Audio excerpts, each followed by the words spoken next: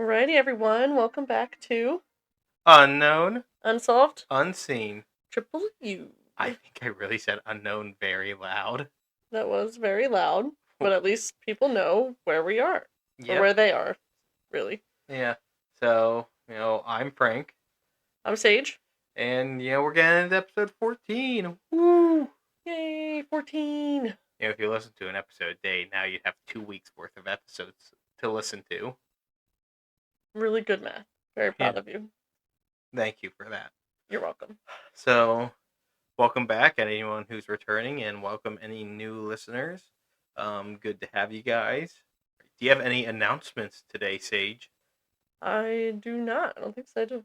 Well, this episode should be coming out on the 23rd of December, so this is kind of our Christmas episode. Yeah. Does this have anything to do with Christmas? No. No Kris Kringle? No Kris Kringle. No Kringle? We do have a haunting, which I guess, could be related to Christmas Carol, but... Is it similar type of haunting? Not at all. Any trigger warnings for this episode? Yeah, we do have some trigger warnings for domestic violence, rape, sexual assault, and some hurting of a pet. Oh no, not a pet. I know, that was a hard thing to Cat or write dog? and read. It's a dog. Oh, even worse. It's a German Shepherd. I really don't. Actually, if it was a pug, I'd care less. So yeah, breed does matter. We don't discriminate. Dogs are dogs. Now discriminate against pugs. That's really mean, Frank. We don't discriminate in this household. Against pugs, we do. You do, maybe. Not me. Alright, so I will let you get into your stuff, but just a quick note to listeners. If you're interested in whatever our sources are for the episode, you can always check the show notes below on the episode wherever you're listening. If you want to see where we got all of our information. Yep. And with that, Sage, what are we talking about today? Well, today we're gonna be bringing it back to good old Pennsylvania. Bring it back now, y'all. One half this time. Okay. So, this is third episode in PA, right? Yeah, and I think I've done all of them. Yeah, you did Carbondale, you did Eastern State Penitentiary, and you're doing this one today, which is, I have no idea what it is, despite I definitely know what it is. Yeah, so we're coming back to Pennsylvania. More specifically, we're going to Pittston, Pennsylvania, which you actually might recognize if you listen to our Carbondale episodes, because it is a neighboring town that was also involved in that alien UFO sighting. Ghost aliens today? No, ghosts though. We're doing a haunting. You think there are ghost aliens out there? Oh, probably. I don't know. Maybe we're ghost aliens and L. Ron Hubbard was right, and they dropped a bunch of frozen aliens into the volcanoes, and that's how we became people. Okay. I'm saying ghost aliens. Part of Scientology. Good for you. Alright, so located in this small town, and really it is a pretty small town, right outside of Wilkes-Barre, on a street named Chase Street, lies a small double-block duplex house where the young family of the Smurls lived. The family was forced to move to this house following flood damage from Hurricane Agnes in 1972 that destroyed their home that was in Wilkes-Barre, where they're originally from. And in 1972, like the beginning of 1973, they bought this home on Chase Street for $18,000 and moved into the home in August of 1973. The parents, the Smurl parents, this is Jack and Janet, lived... Oh, not Jack and Joe? No. Did Jack and Janet go up a hill? Jack and Janet and their young daughters lived on the right half of the home, and then Jack's parents moved into the left side of the home. So originally, the family truly thought this was really going to be a great place for them to live, and they even had some really great things happening to them at the time. Jack got a promotion at work, The kids were excelling in school, and then Jack's parents were really happy to have their son and his family so close to them. And as well, Janet had found just a few months into living there that they were actually going to be expecting another child. So when they moved there, I believe they had 2 daughters. And then when they first moved in, they were expecting another child, and it ended up being a third daughter. Jack was also coaching one of their daughter's softball teams, so there was a lot of like good things happening. So it was like seemed like a good move for them. How old are the daughters? Was that said or no? It does get said later, like when we get to when the Okay. hauntings are happening, but Okay. it didn't really talk about how old they were when they moved in. They did recognize though pretty quickly that repairs were going to be needed done to this home. Oh, I can relate. Yeah, it was very outdated, which we Can definitely relate. can definitely relate. And it was super worn down. The home was originally built in 1896, so you can imagine why it was outdated. And they just wanted to make it their own, which again, like, I completely understand. We've been through that in the last couple of years since we bought our house, so I get it. So they decided to get right into painting, renovating, and repairing damages to the little fixer-upper. But they did pretty quickly find out that this was not going to sit well with whatever entity was lingering in this home. Well, sat well in our home. What? It sat well in our home. We didn't have any of that problem. We've had entities in this house. But we still keep doing stuff. We haven't seen anything else. That's true. But we did find, when the first summer we lived here, we did have something. And I don't know if that was because renovations were like fucking shit up in the house, or if we brought something home from our trip to West Virginia State Penitentiary. But either way, I know I saw something. Alright. And I stopped seeing it when you prayed it away. Yeah. So, and then we also had friends who saw stuff here. That is legitimately what the church recommends, and I did what the church recommends. I prayed the prayer you're supposed to pray, and it worked. It did work.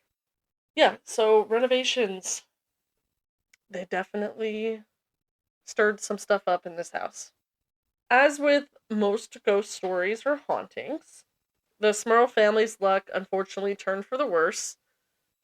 In January of 1974, this is like 5 or 6 months after they moved in, strange but like ultimately benign things began happening within the home. First started with a mysterious stain that kept seeping through the carpet on the floor. Was it blood? No, they have no idea what it was. They have no idea the cause. They have no idea the origin. Nothing. They couldn't get it out of the carpet either. Like, no amount of scrubbing that they did was getting the stain out of the carpet, and so there was like no resolution to what was going on with this stain. Well, someone was just like shitting on the floor, and wasn't admitting to it. It wasn't like that though. It was more like a liquid that was coming up through the bottom of the carpet. I don't know what to say then. Yeah, so no matter how much they tried to figure it out, there was no resolution, and I really didn't find much on how that went either. Following that, Jack's TV set in his den mysteriously just burst into flames at some point. So the TV burst into flames. Yep. Was somebody there when it happened? I think that they were in the home, and then they like came upon the fire. But did it only affect the TV? Yeah, the TV set burst into flames. But nothing else in the house? No. Didn't catch anything else on fire? Nope. Lucky them. Yeah. This we can relate to as well. They had water pipes leaking. Oh man. Does our house have hauntings in it with leaky pipes? Maybe. Maybe that could have just been old house. I mean, we've seen that. Yeah, they did continue to leak though, into surrounding areas, the basement, things like that. Despite being fixed many times. I also saw that a mysterious stain would seep through the paint on the wall. I don't know if that, if both the carpet stain and the paint stain were happening, or if there was like a mix-up in reporting. That at one point it was reported as coming through the carpet, and another point it was coming through the wall. How many sources did you get on this? Like, were they all like uniform, or were they conflicting? There was for the most part, were uniform. There were a couple things that were a little conflicting, or there was like information I couldn't figure out. Okay. No, I get that. I saw that in some of the stuff I've done in the past where there's conflicting, especially Roswell, everything conflicted with each other. Yeah, for sure. And I think later in the episode, you'll I'll describe a little bit of why maybe it was so conflicting, but we're not there yet. So, doors began to open and close on their own. After remodeling their bathroom, deep scratches appeared overnight on the sink and in the bathtub, as if like a really strong clawed animal had spent like hours clawing at the porcelain. Bigfoot ghost? No, it's just a bear. Bear ghost? Bear fist? But in ghost form? That's from our Yeti episode. Or was it a ghost werewolf? I'm throwing out plausible explanations here. None of those are more plausible than it being a ghost or a poltergeist. The same scratches appeared on the brand new woodwork framing the walls in the bathroom. Some items, like the tools for their renovations, would just like go missing, only to show up like later down the line in different places. Interesting.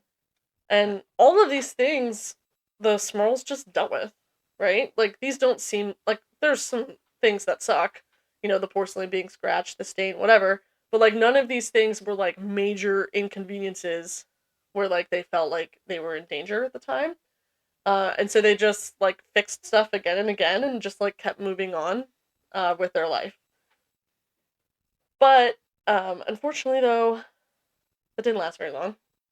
Other things like the kitchen appliances started to go up in flames, even if they weren't plugged in. So it was no electrical thing that's caused it. There was a horrific odor that permeated throughout the home at random times, and it was described as absolutely stifling and often related to the smell of rotting flesh. I'd hate that. Yeah, like just the whole way through the house. Now, question. Both sides of the house, or just the... So there's like conflicting reports for that. So some things appeared to be happening on both sides of the house. Other things were happening on just the Smurl families, like the dad, the mom, and their kids. Okay. But his parents did have things that they did experience as well. Okay, I was just curious because I mean, how it's stated, it seems like you're talking about the family with like the kids and not the grandparents. Yeah. No, that's a good question, and later down the line, I'll talk a little bit more about what was happening on his parents' side of the house as well. Okay. So the family really began to take these hauntings more seriously when their eldest daughter, Dawn, confessed to her parents that she'd been seeing figures floating around her room at night. Oh, I would not like that. Can you imagine your kid like coming up to you and being like, "Hey mom, hey dad, by the way, I'm like seeing things like people just like floating around my bedroom at night." I think that's so creepy. Yeah, I don't know, like, if nothing else was happening at the time, I'd be like, holy shit, people are sneaking into my house. Yeah, so I think that's part of the reason they took it a lot more seriously is they have kids, and like at this point their kids are noticing that like people are in the house, whether or not those people are ghostly figures or if they're people altogether, something's in the house. And their luck really began to run out though as a family, because the family came to really hard times and started to really struggle to make ends meet. There was some issues with jobs, things like that. And Jack's mom, her name is Mary, unfortunately had a heart attack during this time as well. And so that really took the family morale down a lot. So there was just like a culmination. So she had of a heart attack. Yeah, she did survive. Okay, that's what I was going to ask. Yeah. So the quote-unquote poltergeist, as they were referring it to, was appearing to be more and more demonic as time went on.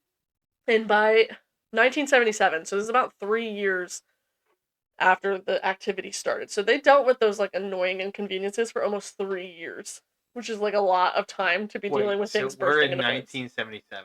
Yeah. So you're dealing with seeing people in the kids' room, seeing random stains in the walls and carpet, rotted flesh smell, and ruined appliances for 3 years. Yeah, this haunting was 14 or 15 years long. Oh, at some point, I just get the fuck out of there and find some cheaper. I know probably finding a house at the time wasn't easy. I'm pretty sure, if I'm not mistaken, the economic situation in America was not necessarily ideal at the time. But like, man, if you're replacing appliances because of a potential ghost or an alleged ghost, that's probably costing you and hitting your wallet, which ain't helping on your hardships. That Yeah, at some point it becomes cheaper to probably not be replacing stuff constantly. yeah, but I guess, I mean, I look at it like they were paying mortgage on this home. If they're replacing stuff, they're already down on really hard times financially. I think it would be really difficult for them to go get another house. So they were just trying to stick it out because they didn't really have another choice. So, like, I can understand why they stayed. That's crazy. So, by 1977, it was apparent that the Smurls family was facing a lot more than just these, like, unexplained, inconvenient annoyances. Yeah, you can say that again. And just when they thought that things couldn't get worse, they did. So that same year, 1997, the Smurls had twin daughters. So I think they actually, if I'm reading this correctly, if I'm assuming correctly, they moved in with just their oldest daughter, Dawn, had another kid the first year, which is why I thought that they had two daughters when they moved in, and then they had twins later. Also, daughters? Yeah, so four daughters total. Wow. So there's six of them. Toilets began to flush on their own, with no one in the rooms. Radios would blare even when they were unplugged. At least the ghost flushes after itself. True. And the creepiest part to me is that the porch chairs, rocking chairs, would rock back and forth with that like stereotypical horror creaking of a rocking chair. Like this. Yeah, if the sound picked that up, that's exactly what I'm thinking of. I hate when that happens. I know I'm comparing a real life thing to a video game. If anyone here has played Phasmophobia, on one of that, I think there might be more houses, but at least on one of them there is there's definitely multiple, but there's a wooden rocking chair. If the ghost is in that room, the chair can just start rocking. Oh, It's so creepy. so weird, so creepy. So creepy. Oh, my chair might do a good sound. I'm pretty sure, based on what I'm seeing on recording, noise gate completely cancels that out. Unless we'll you're find out in post, I guess. Yeah, unless you're talking, I think that sound is completely canceled out. So the family even heard footsteps going up and down the stairs. Drawers were opening and closing without anyone being in the room and like could be heard sliding on their tracks. And then cold spots. This is the first time I read that something was happening on both sides of the house. So cold spots permeated the space on both sides of the duplex. So no matter which side of the duplex on, there was like these weird cold spots that would kind of move throughout the house. Scratches began to appear on the family members themselves, including the kids. And then the walls would rattle, like shake. I thought you were about to say the walls would bleed or something like that. I didn't think you were going to say rattle. Yeah. I have not heard that one yet on a haunting. So I know I mentioned it at the top of the episode, but I just want to put a trigger warning here. Again, for possible domestic abuse, rape, sexual assault, hurting of a dog. So please skip ahead 5 minutes or so if you're not comfortable listening to that, or we'll see you in next week's episode. So beginning in 1985, so we go from, they move in the house in August of 73. By 77, things start to really ramp up. They have two more kids. Now we're in 1985. So that's 8 more years of dealing with like the shitty demonic. So a 12-year gap from the original them moving in, right? Yeah. Okay. Yep.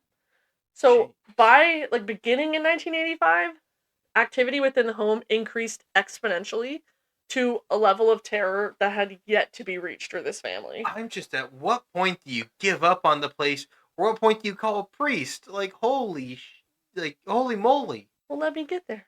Holy moly. We'll get there. Okay. I'm just so curious because they are doing everything I would not do. That's true. I would not ignore it and try and not think about it for nearly 12 years. We're not going to shame them because everybody's circumstances are different. Okay. Okay? Okay. Mary, the mother-in-law, and Janet, the mother, both claimed to have heard voices that sounded like one another, as if one of them was calling for the other, but weren't actually there. So like yelling, but from afar. Yeah, and it wasn't Okay. either of I them thought you were talking going to to each say other. like whispering while you were sleeping, because if it was whispering while sleeping, I would absolutely There hate were that. things happening while they were sleeping, though. Oh no. So Janet reported that she had heard Mary calling her name, but Mary hadn't been nearby. And at the same time, Mary thought she was hearing Janet and Jack fighting with one another, using super foul language, demeaning comments. And she is quoted as saying that it was loud, abusive, and obscene language that was coming through Jack and Janet's side of the duplex. But the couple themselves is adamant that they were not arguing at all. So Janet's hearing her name being called by Mary. Mary's hearing some kind of like maybe domestic violence or something, whether that's verbal or physical abuse, happening on the other side of the home. During 1 February, so I believe this was February 1985, Janet heard her name called multiple times while she was alone in the basement of the home tending to her laundry. She replied at first, she tried to find who was calling her, but in the end she realized that she'd been completely alone in the house. Of course, this freaked her out, as it would anybody, because no one's there. But she didn't know what to do, so she just kind of went on with her days, because what are you gonna do, I guess. Get a new house. It was 2 days later, though, that when she would be alone again in the house, and she's in the kitchen. There's no one on her side of the duplex.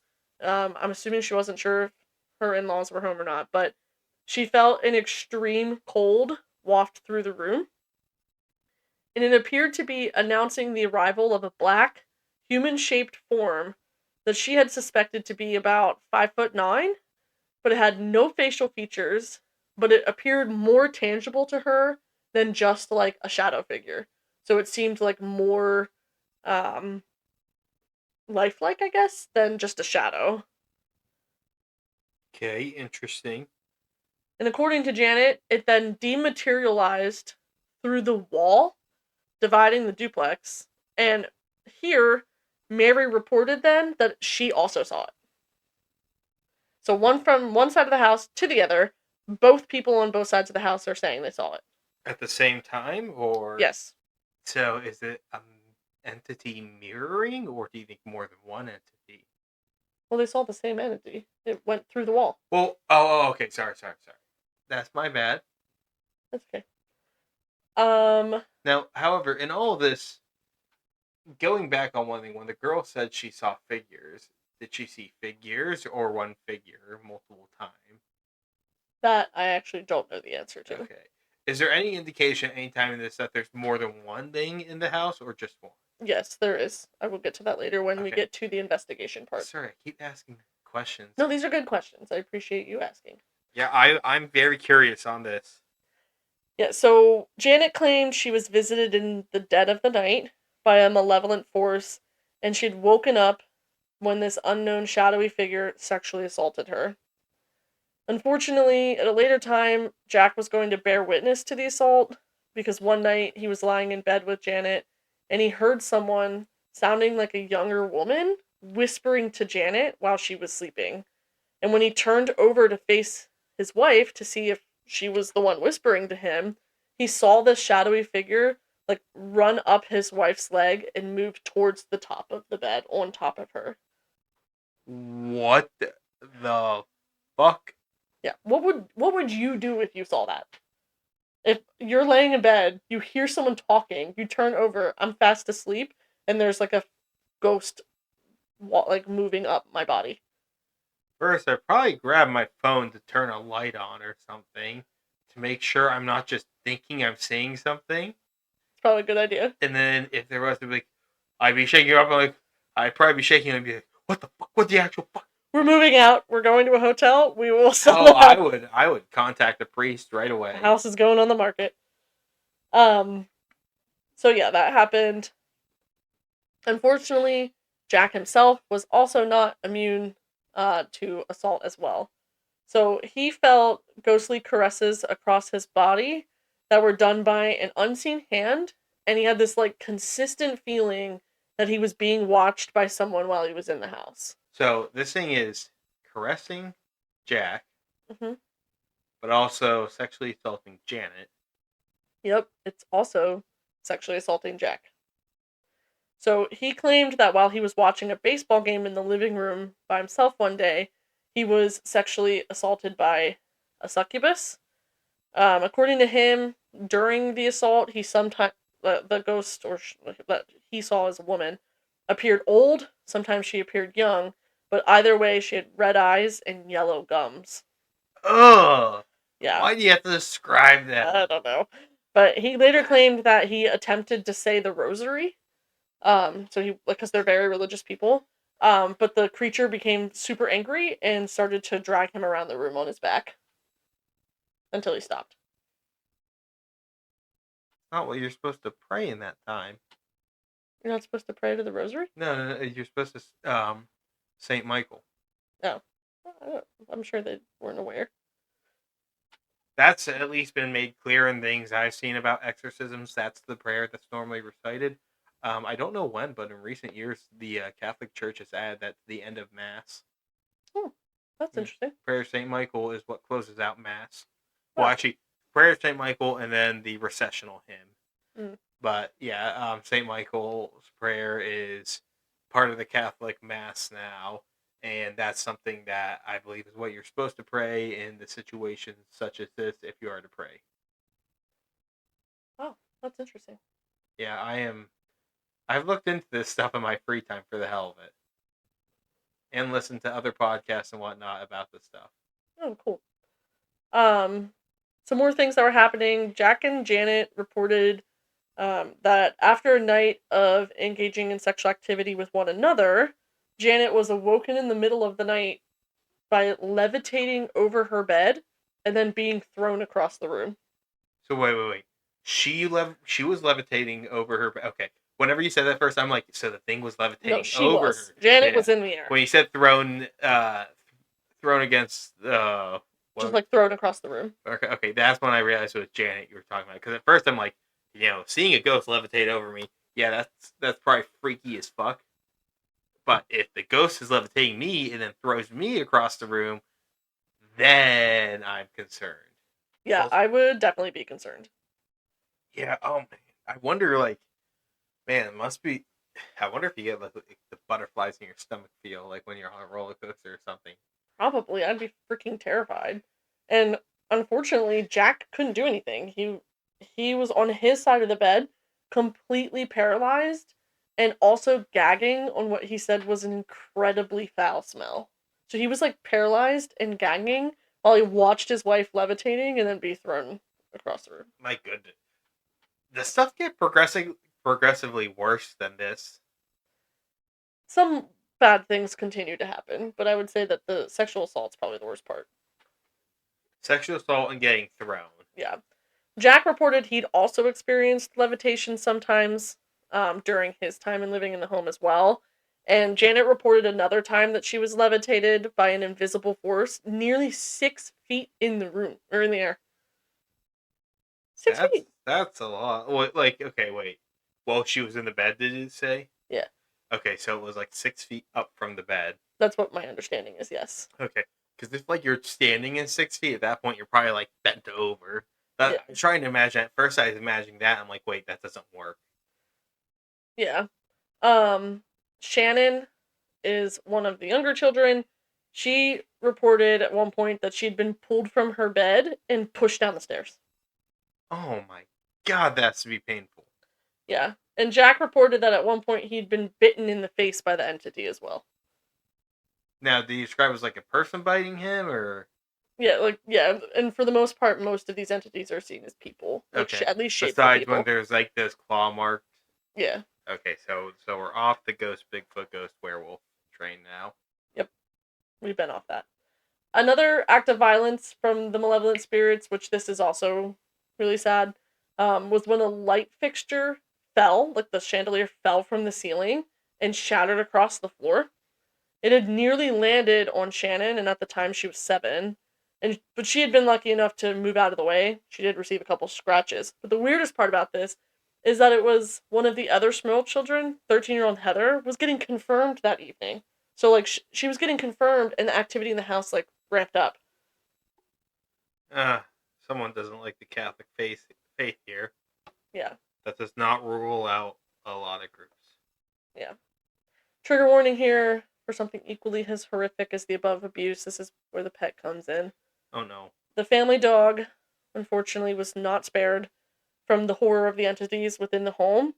It's reported that the family's German Shepherd, Simon, was repeatedly picked up, tormented, thrown around, including being thrown against the wall, or whipped. Like a ghost whip? Like, not like whip with something physically in the house. Yeah, like, something ghostly was whipping the dog. Jeez. So now the ghosts have whips? I guess so. Wow. Frank is whipping right now. Are you going to keep that in? Yeah. I hit the whip. Please stop. This is terrible.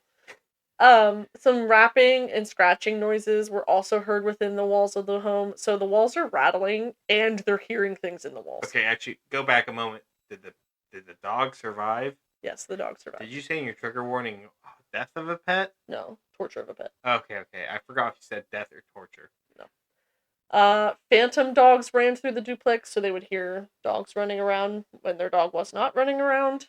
Okay. Which honestly, I feel like there's worse things than doggies. We had it at the Crescent Hotel and Spa. We had ghost cats. Yeah. Now we're at ghost dogs, but this is a more malevolent thing because a ghost cat was seen favorably at the Crescent Hotel. Yeah. Invisible snakes were heard hissing. Bedspreads were shredded. Heavy footsteps crossed the floors in the attic. So ghost dogs, ghost snakes, ghost people. Yep. Moans and blood-curdling screams ripped through the house at all hours of the day and night. And a lot of the chilling sounds were reported to take on voices of deceased Smurl family members. So, like, how cruel is that? Like, haunting the family by pretending to be their family members that have passed. Okay, here's one thing that I'm just getting baffled by. So you say they're a very religious family. Yes. Why haven't they got a priest involved yet? We're getting there. That's like, I'm sorry, but that's like religion 101 or like Christianity 101. Get your local priest from your church involved, typically. They tried. I'll get to that though, when they tried and then they wouldn't do anything. So, it wasn't just the Smurls that were subjected to the ghostly sounds, because even the neighbors were not spared. Several reported hearing screams and strange noises from the house when the Smurls weren't home. Others detected those same presences in their own homes. So, but fortunately for the Smurls, most of the neighbors had been sympathetic to the struggle, but there were some that were not so forgiving. They claimed the Smurls' story to be false, accusing them of trying to make money through book and movie deals about their haunted house, which I'm going to talk about all of that later when I talk about how the Smurls began to involve the media. So we will get to that. So they did try to contact the church. The church said, we'll see what we can do. We'll see what we can investigate. They never heard anything. There was no movement on that. So this is the most interesting part of the whole haunting, at least to me. So in 1986, the family had had enough. They were not happy with the lack of help they were receiving from the Roman Catholic Church, and so they did what everyone does when they experience significant poltergeist activity within their home. They moved. Just kidding. They contacted the very controversial pair of demonologists known as Ed and Warren Lorraine. Oh, I was going to say, were they going to get the Warrens involved? They did. So they got the Warrens involved. That's where I started to think at one point, like, the church is not involved. I'm trying to think, is this in Warren time period? It is. So if you know anything about famous hauntings, especially in the United States, you've definitely heard these names before. And I know these names are a bit controversial. Probably not in the nicest way. The Warrens are well-known psychic researchers and demonologists. They're most known at this point, like at that time, for investigating the Amityville Horror House in Long Island. And so, yeah, they were, I guess, more than happy to come check this place out. So supposedly, though, the Smurls were originally reluctant about calling the Warrens, because they were worried about drawing unwanted attention to themselves. But in true desperation, Janet reached out and asked them for help in spite of her skepticism from her own religious beliefs. And boy, did this open up some crazy shit, and some crazy ideas of what was terrorizing the family. So whatever was in this house was not happy that the Warrens came, which, like, fair. So the Warrens arrived with Rosemary Frueh, I think that's how you say it, Frueh. She was a registered nurse and a psychic, and they began their investigation of the Smurl home by quizzing the Smurls about their religious beliefs, their happiness of their family life, and whether they had ever practiced Satanism, used a Ouija board, or in any way invited the supernatural into their home. Smurls were adamant that they had not done any of that and that the activity just was there after they moved in. The Warrens and the psychic then walked the house, identifying the bedroom closet for the parents as the crossover point between like two sides of the duplex, and that was where they were. That's why they were because of that open connection. That's why things could happen on both sides of the house, move from one to the other. So Not there's a door necessarily. in the duplex that went from side to Yeah, side. but not Okay. necessarily that that's where ghosts were going through. But my understanding, it's more that it would allow things from one side to the other because there was no like complete cutoff to the other side. Okay. I don't know if Because that like makes sense. yeah, no, I get. Because there's one opening. Because it's not a solid wall. The wall means nothing. Yeah, Which essentially. I don't understand how ghost logic works. So I'm just gonna Well, say we're not ghosts. So. I know. So I'm gonna say okay. So I guess then because also earlier you said some neighbors experienced very little stuff, and also that the shadow entity had walked through a wall. So that's where I get confused of why a door somewhere else allows it to go through a wall. Yeah. But I don't know ghost logic. Neither do I. I don't think anybody knows ghost logic. All I know is they apparently Well, attack Zach Baggins all the time. neither do the Warrens. They don't understand it either, but they like to think they do. So, according to Ed Warren, the demon that was in the home of the Smurls was, quote, very powerful, as evidenced by what it was capable of doing, per the Smurls' reports, but it did also appear to shake mirrors and furniture, after the Warrens tried to persuade it to leave by playing religious music and praying. But they did get more than they bargained for, because in the middle of this prayer, something began screeching. Something. An entity began screeching. You filthy bastard, get out of this house. Wait, so the entity screeched that? Yes. Okay. Multiple times the entity tells them to get out of the house. So the house then starts shaking, and two female ghosts that look to be from colonial American era made their way through the house then. So Ed and Warren like witnessed that. This is the only time that the appearances of these colonial ghosts were recorded. It is possible, I guess, that one of these two could be the succubus that assaulted Jack while he watched a baseball game, but like I don't really know how many colonial women were Succubuses. succubi. But I mean, it doesn't not ghost logic. We don't know ghost logic, so I'm assuming that could be the case anyway. Now here's the question about it though. Were only the Warrens witness to this? I don't think so. I think the Smurls were still in the home. So could the Smurls back up these claims? I think so, but how reliable is that really? Yeah, and I hate to say it, but I don't see these groups as the most reliable sources. Yeah, you're not the only one, so we will get into that later. Okay. Ed claimed also that on his very first night in the home, he experienced a major cold spot and saw a shadowy person. And he explained, quote, I did not have to wait for moments when the very thing I felt was a drop in temperature at least 30-some degrees. Then a dark mass formed about 3 feet in front of me. What time of year did they do this, or did it say? It did not say. Okay. If it was winter and you had poor heating, it does get cold up there. Yeah. He also reported that at some point he saw a, quote, a mucus-like smoky type substance that began to whirl and materialize on the mirror, spelling out filthy obscenities, telling me, as in Ed, in no uncertain terms to get out of the house. Gross. So, despite the Warrens being there and investigating, so this answers your question from earlier, the attacks on the Smurls continued, and they even moved to attacking the Warrens themselves. So, Jack and Janet continued to suffer sexual attacks, and unfortunately, their daughter Dawn, their oldest daughter, was nearly raped by an entity as well. Okay. Mysterious illnesses afflicted Karen Smurl, she's one of the twins, and Ed Warren, and Janet and Mary Smurl, so the mom and the mother-in-law, also suffered bites and slashes to their arms. Still human bites and slashes. My understanding is like human teeth, yeah. Okay. Human teeth marks. And human teeth marks also look Gross. weird. Yeah. While the use of prayer and playing religious music was clearly not working, the Warrens decided that they thought it would be beneficial to try to bring in the Roman Catholic Church. And surprisingly, they actually were able to get someone to come to the home. So that someone was Vatican mandated Father McKenna, and he came to the home to perform an exorcism. Finally. Yeah, during the attempt, though, Ed felt a strong demonic force strangling him, and an insulting EVP was captured that was directed towards the Warrens. It didn't work. Activity continued. And so Father McKenna returned a couple months later after the first one to try again, and again it didn't help at all.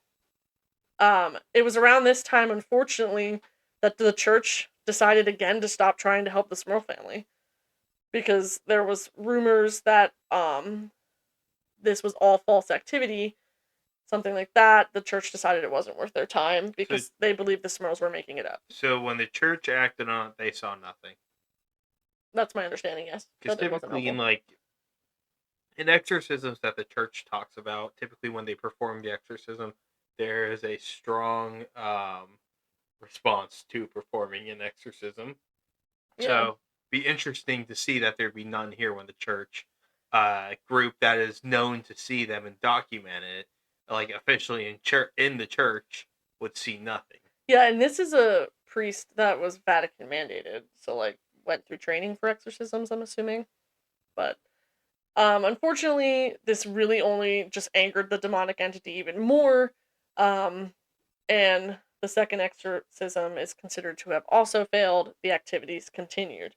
So, believing they were out of options, the family attempted to get away from the entity for some time, get some much needed reprieve, though they were still unsuccessful because it followed them when the family went on a camping trip to the Poconos. Couldn't find any information, though, on what happened while they were camping. Poconos isn't too far away from there, is it? No, Poconos is probably a couple hours. It's towards, like, the eastern side of the state, closer to New York. Okay. I'm not the best with geography of the upper part of PA. I'm better with the southern part. That's where my sister-in-law is from.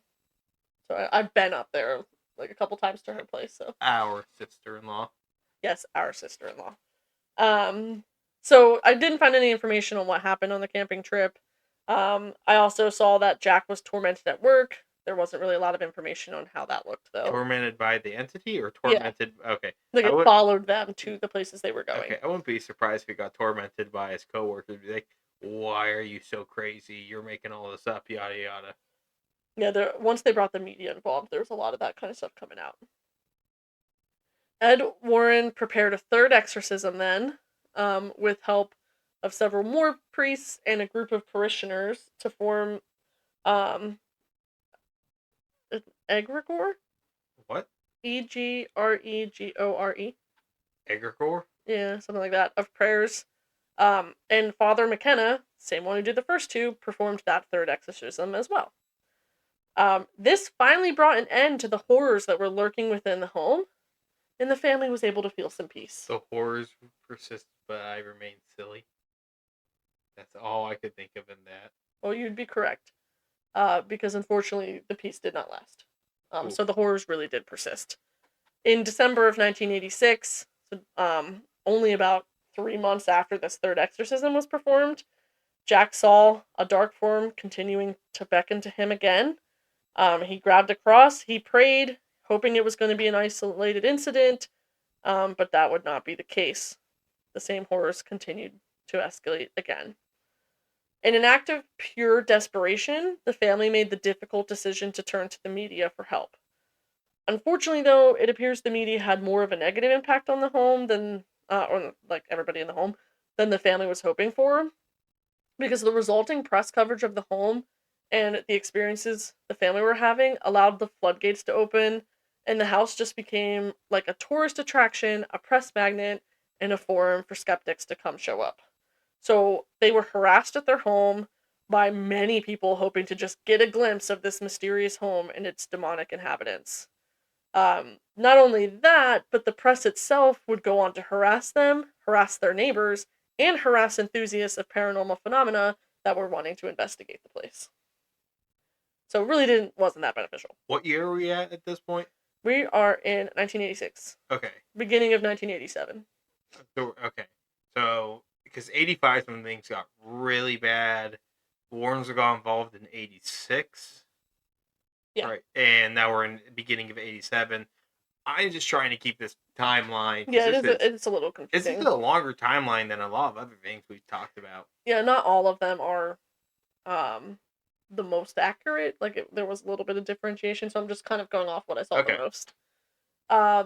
During the investigations while the Warrens were there, they also said they'd been able to record a number of audio recordings of the entities knocking, entities rapping on the walls. So they're claiming they do have some evidence of this. So I don't really know why that wasn't given out. There's a little bit more on that later, but for now I don't understand why they wouldn't just share with the media what they were recording to prevent everybody from being harassed. But, I'm not them. So, after repeated refusals by the church again to become involved, the media coverage did finally motivate, so at least this was good for something, the Scranton Diocese to offer an investigation into the Smurls case. So the Scranton Diocese asked Father Alphonsus Trebold, who was an exorcist and a professor and paranormal expert from St. Bonaventure University in New York, to come to the home and investigate. So I did read this somewhere, and I don't know if you would have more information on this, but I guess when a bishops feel they don't have a qualified exorcist like within their diocese, they're allowed to find one in another district. So that's why this father came from a diocese in New York. Sounds about right. I mean, exorcists, priests that do that type of stuff are not necessarily common. The church, if I'm not mistaken, it's extensive training. It's not really the most upfront thing with the church. They don't publicize this stuff much. This is more like the behind the scenes of the church, because it's something that still, if I'm not mistaken, even within the church, not everybody is fully accepting the idea that this occurs. Yeah. The church itself, it's one of those things that the church hopes or expects everybody to be on board with and to understand. Like for example, I know I believe in it. I support it with the church, and I understand that the church has a big role in it, but not everybody else is of the same footing, whether it be knowledge of it or thinking that it's actually doing something. Okay. So I do understand why they go to another person there, because not all exorcists are as experienced, and you don't have a large pool to choose from comparative to just your options are limited. Yeah, that makes sense. Thank you. Yep. I used to do research into a while ago, and it's been a while, so I have not refreshed. That's okay. That's more than I knew. That's also what they do is kind of secretive, if I'm not mistaken. Yeah, and there's not a lot of information on what they did. They normally don't do this stuff in public, though. This is a private affair whenever an exorcist comes and gets involved. Yeah, so Father Trebold did believe the Smurls were sincere and disturbed by the events, but he ended up saying he couldn't determine whether it was a demonic presence that was the true cause of that, or if there were other things going on in the home. I do have a whole section later on the theories, so I'll talk more about that, because he does come out with some theories. So again, multiple priests had previously visited this house, reportedly encountering no harmful activity while on the property. I didn't have a name, so I stuck this here because I think that it's the same priest, Trebold, but it didn't stay what his name was. But in 1986, so it would fit the timeline, there was a priest that moved into the household hoping to witness demonic forces firsthand. But after 2 nights with no issue, he left. So I think that was him, but that I could be just assuming. He would later on tell a journalist in the 1990s, so I had a source from the 90s that actually talked to this father, that he had previously worked with the Warrens at other places until he discovered that they weren't sincere, were not what they were reported to be, and were given in they would give in to sensationalizing a lot. He Which I've seen that about them too, and that's yeah, why I personally don't really like the Warrens because of that. I don't either. Oh, This made me damn! I laugh. thought we were going to be on separate pages on that. No, I don't. I think that they do more harm than they do good. I do too. It's the same. So we went to. I just want to say real quick, sorry to all the Ed and Lorraine Warren believers that are listening, but that's just our opinion of it. And I'm really not sorry. Do your research. We went to when we went to that Booby's Brewery tour a couple weeks ago that we had told you guys about.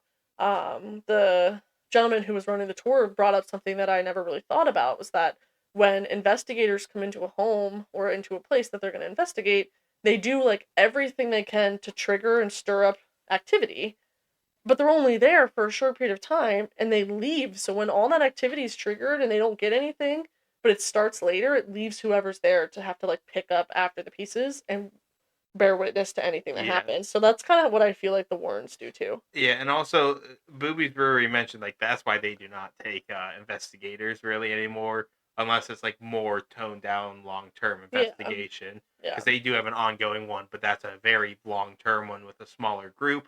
And also, they had mentioned that they had had people investigate before and then took the evidence they found and sensationalized it beyond what Yeah. it was.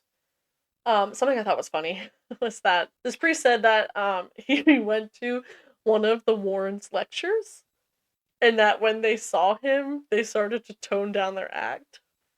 And So, so he went to other of their lectures but wore a disguise so that they wouldn't know it was him. you just see the priest out there, fake mustache with a bowler hat or something. Yeah, he's still in his priest outfit. He just gets up. But so the Warrens were actually not the only ones that attempted to investigate the Smurl home once the media got ahead of the story, or got a hold of the story. CSI, COP, or CSI Cop is how I said it in my head. CSI Miami? That's how I said it in my head, though. CSI Cop. I don't know if that's how they would say it. It's an acronym that stands for the Committee for the Scientific Investigation of Claims of the Paranormal. Okay, so not crime scene investigation. No. But they did shorten their name to CSI later. Is CSI crime scene investigation or something? I think so, yeah. Okay. I didn't know if I was just making that up. No. So this organization obviously investigates alleged paranormal phenomena, and the chairman, Paul Kurtz, offered to investigate the Smurl home because of the attention the case had garnered, and because the Warrens were involved, and he wanted to see if they were legit or not. So he sent 2 teams of investigators to West Piston, and when they arrived, though, the Warrens denied them access to the house. Oh, So that doesn't look good. Ed Warren, in attempting to defend his refusal to allow the team into the house, called a press conference and claimed that he had tapes of terrifying sounds and a videotape of the dark form in the duplex. Look, I wanted to believe this as this started, but like this is starting to hurt it all. Yeah. So when someone asked for them, he couldn't remember the name of the TV company that he gave the tapes to. Oh my. So he didn't actually have them. And he said the Catholic Church also had the evidence, but the Catholic Church was adamant that they do not. Well, if the Catholic Church had the evidence, I don't know if they would put that out there. Yeah. So I can believe that little part of it, but everything else, doesn't remember what TV company he gave it to. Yeah. And that TV company, I feel like would want to do something with it, but they didn't. So, man, I ain't calling him a liar, but I ain't calling him a truther. Yeah, so despite this, though, the Smurls did give one of the CSI cop teams permission to investigate the haunting claims. So the investigators extensively phone interviewed the Smurls, interviewed neighbors and reporters that were all working on the case. And following their investigation, that chairman, Paul Kurtz, wrote a report about the results called A Haunting in West Piston, Not a Ghost of Chance. It appeared in the winter 1986-1987 issue of the Skeptical Inquirer, which I'm going to get into his thoughts when I go over the other theory section coming up. Skeptical Inquirer is still a thing. I don't know. Though I will say that The CSI cop investigation did not last long in the Smurl home, and that's because the Smurls were not happy with their conclusion on the home. Instead, the Smurls wanted to continue to work with the church and the Warrens. So that might tell you something. The family also contacted a psychic named Mary Alice Rinkman, who was Lorraine Warren's counsel. So, conflict of interest. Mary examined the house and corroborated the Warrens' findings of 4 spirits. So I will go in later into in a couple minutes here into the actual findings that the Warrens come up with. She did identify one of them as a confused old woman named Abigail, and another as a dark mustachioed man named Patrick. Mustachioed. That is that how your they wrote word? it. Nope, that's how they wrote it. Who used the I word? don't know. But his name was Patrick, and he murdered his wife and her lover, and then he'd been hanged by the mob. Now, okay, wait. Well, I'll let you say what the other 2 are then. She couldn't identify the third, but she says the 4th is a powerful demon. So the first 2, could they confirm that they exist? Mm-mm. That's one thing, when you're throwing out actual names and acts, you gotta back up the fact that they existed or the event that you are claiming existed.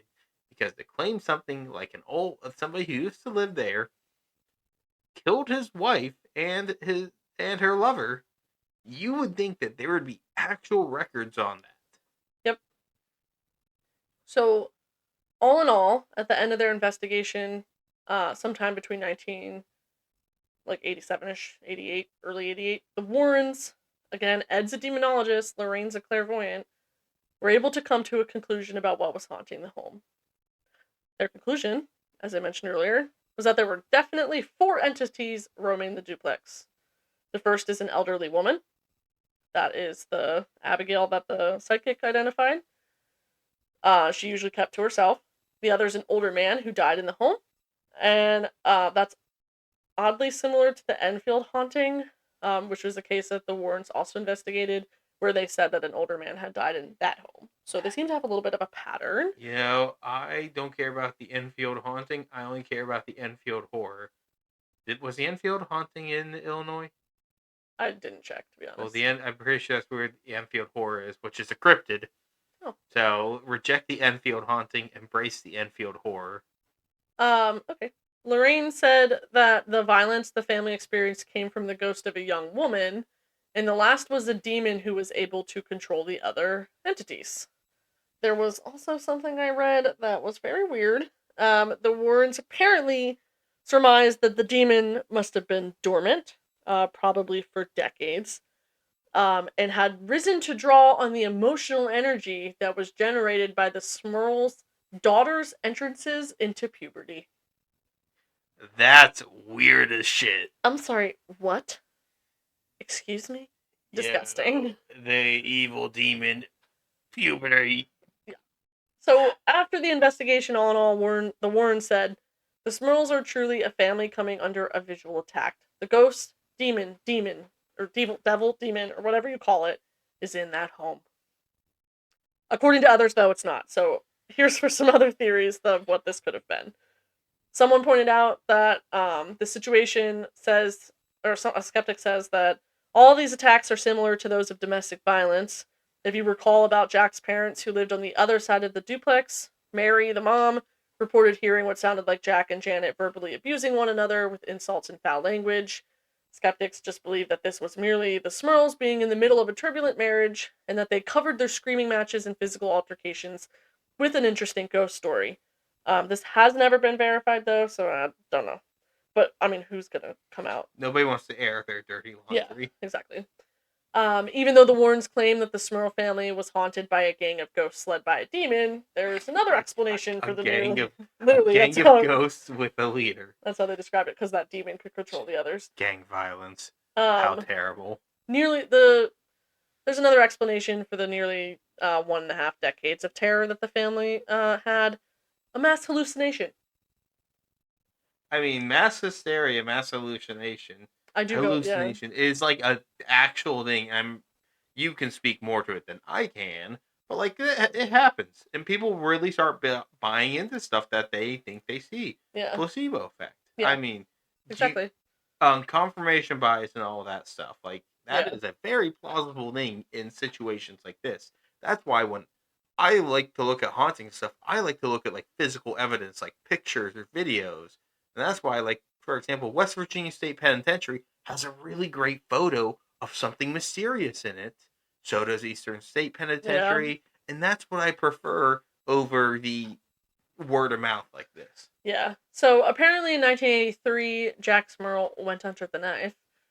He had surgery for complications stemming from a case of meningitis that he'd had as a child. Smurl had reported the doctors were trying to, quote, remove water from his brain. So it's possible he had a brain tumor.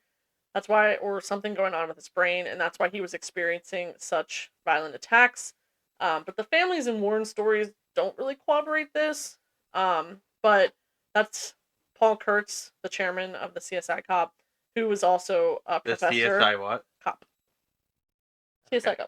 cop. Who's also a professor at the State University of New York at Buffalo.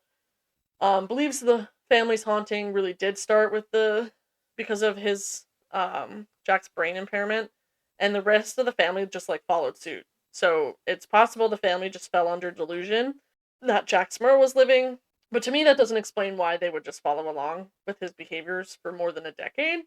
And I'm not sure how this really applies to what the kids, his parents, and his wife were experiencing.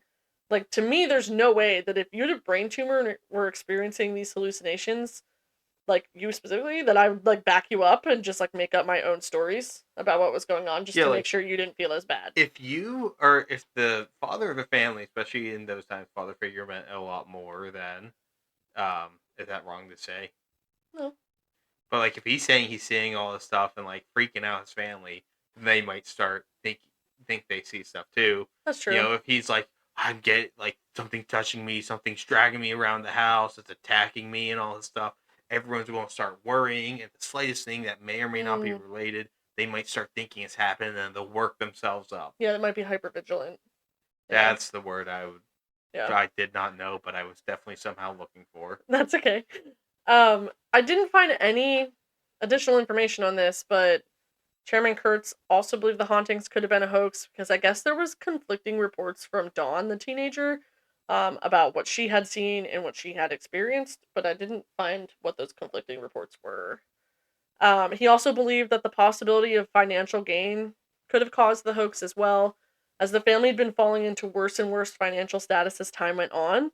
But within the days of the story about the alleged haunting making national news, a witness allegedly saw Jack negotiating with the Scranton businessman Ralph Loma, who was head of the Star Group, which is a Hollywood production company. Jack initially denied this, but Loma confirmed that he did try to get exclusive rights to the story about the case. And in November of that same year, St. Martin's Press proclaimed that it had signed a book contract with the Smurls. Some fishy stuff. Yeah. Um, Allentown psychologist Robert Gordon thought the family possibly suffered from mass hallucinations or mass hysteria, similar to what he says was happening during, like, and what I believe too, during the Salem witch hunts and trials. He said that shared tension within the home could have caused this. Common symptoms of that involve delusions and hallucinations. When Kurtz, that chairman earlier, asked the Smurls to go under comprehensive psychological and physiological exams, though, to corroborate the psychologist's like viewpoints, they refused to do so. Um, and I studied psychology for a while, and I do struggle to believe this theory, but I think there's some merit to it. I mean, I don't necessarily know that delusions and hallucinations can be shared, but I mean, I think of like other mass hysteria, mass hallucination things like, Do or you like know, ideology, do you like, know the dancing play? yeah, or Yeah, like so Heaven's Gate, yeah. Nexium. Like, I mean, there's times where we know people go along with it. I mean, even the witch trials, like that guy said, are an exact example of this. I just don't know if it could happen within the family unit. To me, it just seems like it's a little bit small. I don't know. But I I don't mean, know. there's so many different cases of mass hysteria and whatnot out there. You never know. Like it's Yeah. I'm not qualified to talk on the subject, but here I am talking on it. But I mean, I could see it happening. I mean, look, people are susceptible, especially it doesn't really state in the timeline of who starts believing when. Yeah. Just like when stuff happens. If the dad saying it, and say the mom doesn't believe it yet or isn't seeing anything, but the kids start saying something because their dad's doing it, and then the mom is outnumbered by all the kids believing it. That could be a possible scenario, but nothing here indicates that was a scenario, and nothing indicates it wasn't either. Yeah, and I can tell you that if I'm going to be real blunt here, if it is the case, which like it never is truly confirmed what's going on, that Jack and Janet were reporting being sexually assaulted, but in fact they were not, that makes me very mad. That they would throw out a claim that serious when no, there's like genuine act like sexual assaults and stuff happening across the yeah, world, and you're gonna say that a ghost did it. yeah, and then also like, That hurts. I'm not here to say. Hopefully, this isn't bad to say, but like, you'd think there'd be like some proof that they were getting assaulted on them, right? It depends. I mean, truthfully, it does depend on the. This sounds dumb to say or maybe bad, but like, I don't know how a ghost sexual assault works and what evidence it may or may not leave. I'm not sure. I mean, we don't understand ghost logic, but when you're sexually assaulted, there can be evidence, but there also can't. That's why it's so difficult for people to want to try to prove that they've been sexually assaulted, because a lot of people won't believe them if there isn't physical evidence. But like, we go back to some of them. Janet was allegedly lifted up and thrown across the room. Mm-hmm. Jack was dragged across the floor. You think The kid was pushed down the steps. You think that'd leave marks? Oh, they had marks and scratches and stuff. If I just don't know if they were from that. If you report the kid going down the steps, that could get Child Protective Services involved. Yeah, I just don't think that they were as involved in life as they are today. But anyway, the Warrens' claim to fame stems from their involvement in the Amityville Horror House, which they proclaimed was real. But the American Society for Psychical Research and other prestigious parapsychological organizations did debunk this. And even one of the fraud's perpetrators, George Weber, confessed to the media it was a hoax. In West Piston, the Warrens conducted no scientific research, and they didn't even question the Smurl about their feelings regarding the alleged phenomena. But they just came out and announced there was 3 spirits and a demon's haunting the house. So it's really possible that this was a hoax on their part, just to try to get back their fame following the downfall. They saw something and ran with it and spun it into their own story. Yeah. Kind of took over the plot. Exactly. Lastly, another theory is neighbors had complained to town officials for years about foul stenches that were originating from a sewer pipe near the Smurls' home as well. This could be a source of the odors the Smurls reported. It could have affected them mentally, maybe. In addition, there were intermittent settling of homes in the area because there was a lot of underground mines, which we talked about in the Carbondale episode. Yep, this is a big mining area. Yeah, and that with those being underneath and houses settling, this maybe could have caused rocking chairs and other disturbances, like the walls rattling and stuff. Plausible theory, but I don't necessarily know that just the house settling would cause walls, cause the amount of physical things happening in the home in the way that they did. Like the walls rattling, rapping happening, the rocking chairs. It would have to be earththquake type level, in my opinion. A chair does not easily just start rocking back and forth like this. Yeah, exactly. So where are the Smurls now? Though they did everything they could do to distance themselves from the home and their widely known experiences, the Smurls just couldn't shake the ghosts of their past. That made life a living hell for them while they were living in their home on Chase Street. Even though priests from the Scranton branch of the Roman Catholic Church blessed the home and performed multiple exorcisms on the house, the family does claim that they continued to experience terror. Despite priests saying there was no harmful activity on the property, Janet holds to her claims that the demons were able to avoid their Catholic banishment by moving back and forth between the two sides of the duplex. So she's saying they came into our side, did their exorcism stuff, the ghost just went to the other side to wait until the exorcism was done. Did the grandparents confirm this? Nope. She also went on to claim that one of the priests who was invited into her home may have actually just been the demon disguising itself as a priest for the pure enjoyment of just fucking with her. Oh, that's a bold claim. Mm-hmm. That's a very, very bold claim. Yeah. So, after nearly 15 years of being harassed by the demonic entities or whatever was going on within their home, the Smurls finally did move back to Wilkesboro, Pennsylvania, which really is only just a few towns over, in either end of 1987 or beginning of 1988. I couldn't really find an exact date. There's no reports as to whether or not they ever experienced another haunting, so reportedly they've been free. And also, someone moved into the home and has never experienced anything. That So, doesn't help the case. yeah. A book called The Haunting, which was co-authored by the Warrens and the Smurl family, with help from Robert Curran, and a made-for-TV movie of the same name was released in after the phenomena. And the movie came out in 1991, so only just a couple years after they moved out of this house. Also, if you're wondering, the movie can be found full on YouTube Yeah. nowadays. It chronicles the encounters of the family. Um, Is it a very good movie? We couldn't watch it because I just don't think I could handle the secondhand embarrassment. I don't think it would be very good.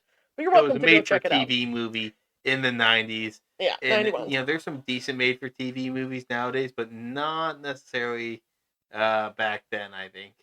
Yeah, and because the family was involved with the book publisher and stuff, this is why many believe it was just a money grab. They just needed money to get out of the situation that they were in, which is really sad. Either to get out of the situation that they were in, or to finally get the money for all the work they put into this. That as well. Um, so the person who lived in the house after the movie was released has stated nothing paranormal has ever been felt or seen in the house. And while the family's experience has been discredited by several skeptics and people who don't believe the family was harassed, the fact remains that the story itself is just truly remarkable. According to many, the facts just really are not supportive of a demonic presence, but to others it is. So, was this a result of mass hysteria? Was there shit going on in the house? Were there, like, stench leaks from a sewer pipe?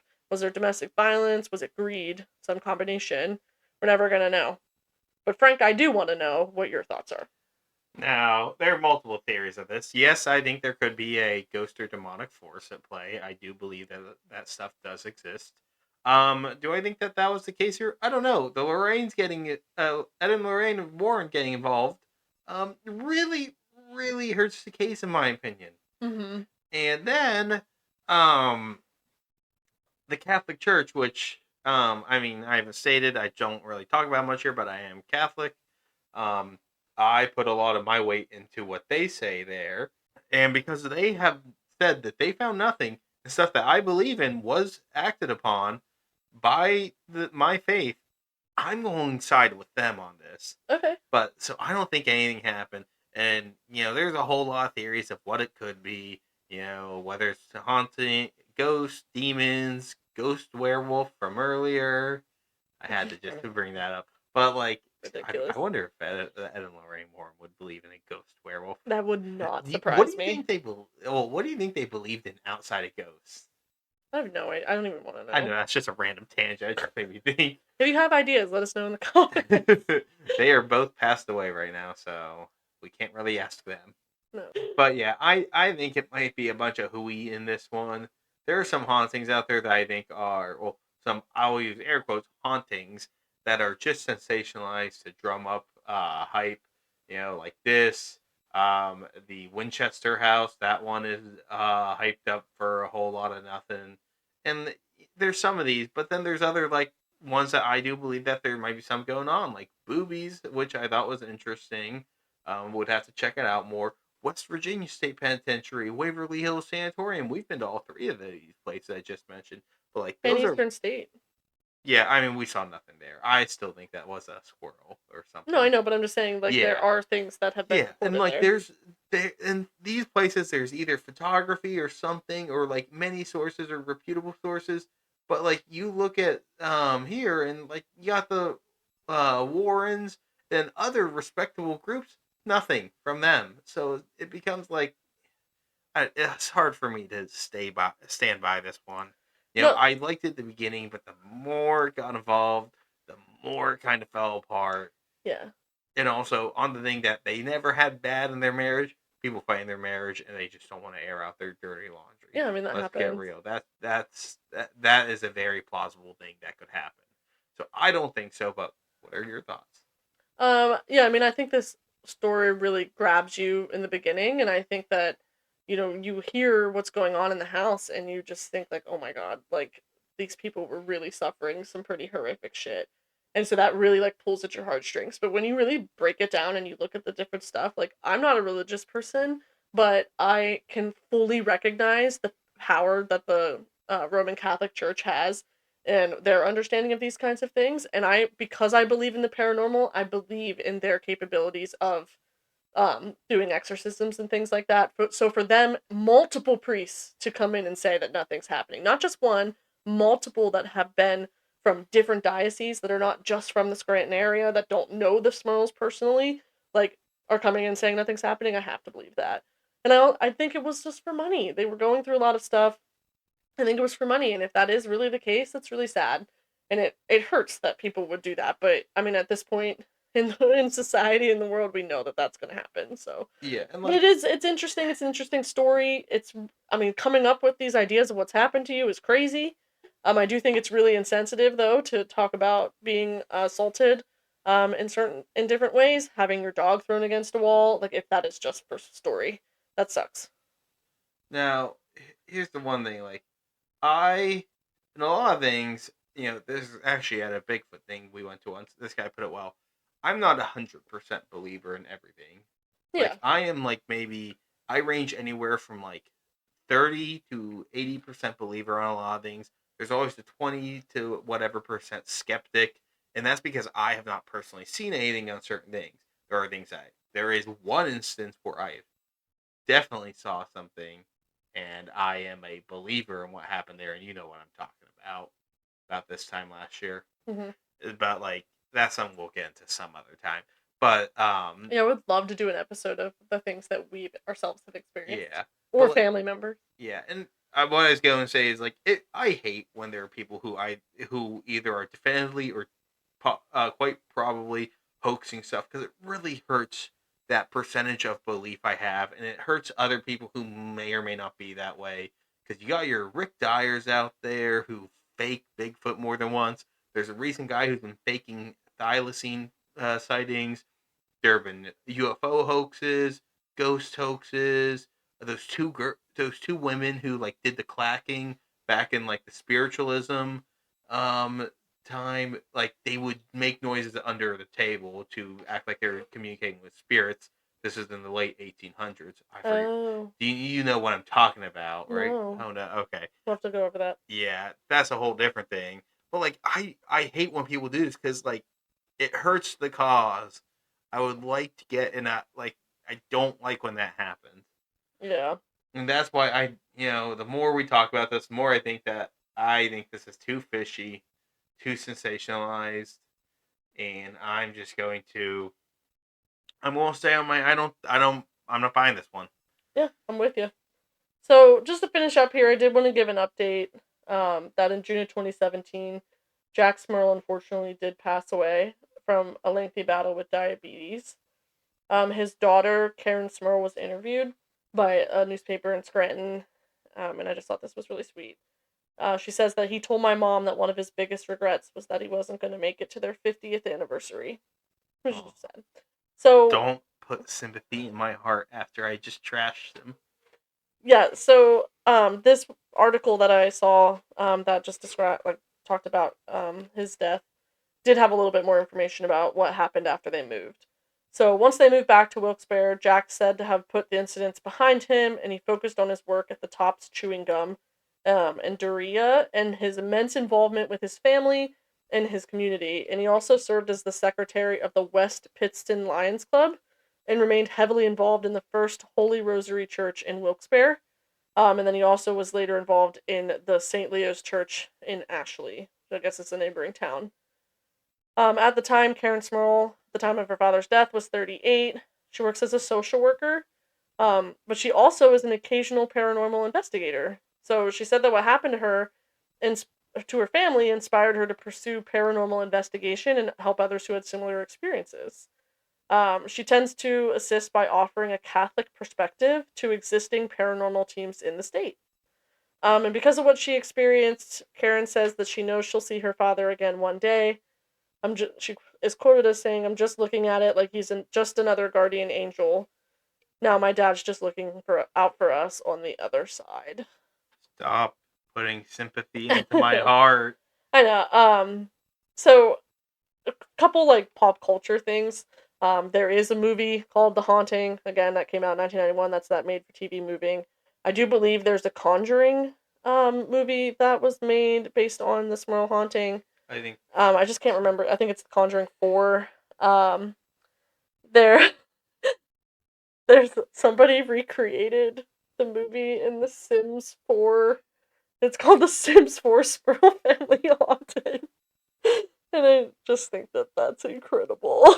But I figured I would mention that. So. Oh my goodness. But yeah, that's all I've got for the Smurl Family Haunting. Thank you everybody for hanging out with us. For quite another lengthy episode I've got coming out here. It seems to be the case for me in the last couple. But I enjoy it, and this is something, like this kind of case is something I do really enjoy writing. So, it was a lot of research, a lot of timelines to try to put together among different sources, but I think it came together. Yeah, I think you did really good on this. I was just taking a quick look here and seeing what the because Conjuring 4 comes out in 2025. So I was just trying to see if it is, because I thought I saw that too.